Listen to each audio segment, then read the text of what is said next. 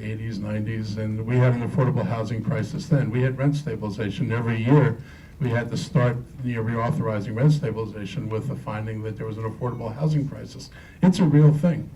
We're losing units faster than we can build them.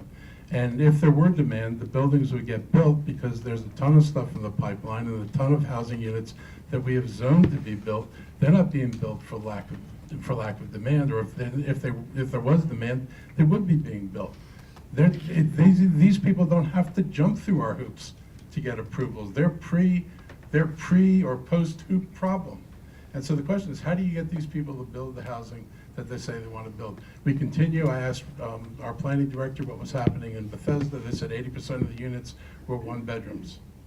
How are you going to integrate the county? How are you going to bring more families to that part of the county if most of the housing being built in apartment stock right now is one bedroom apartments? I would look at different zoning. This is longer than a 1-minute answer. Mr. Elrich, one question real quick. Do you support rent stabilization for Montgomery County? You know, I like the idea, but it would take 5 votes on the council to do that, and I'm pretty sure that under most universes, unless there was an alternate universe out there, it would be really difficult to get to. But what I will say to people is, you need to think about, you put all the strategies together and ask yourself 20 years from now or 30 years ago, under which strategy do you have the most affordable units? Because that's the problem. The problem is not what I do today. It's what does this county look like 20 or 30 years from now. And I'll tell you, Arlington lost 95% of their affordable housing units. You guys know Rob Goldman from Montgomery Housing Partnership.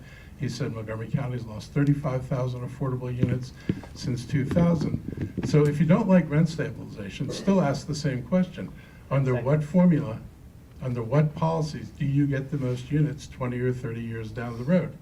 And if you were in this business, this is something we need to be thinking about. It's a hard question.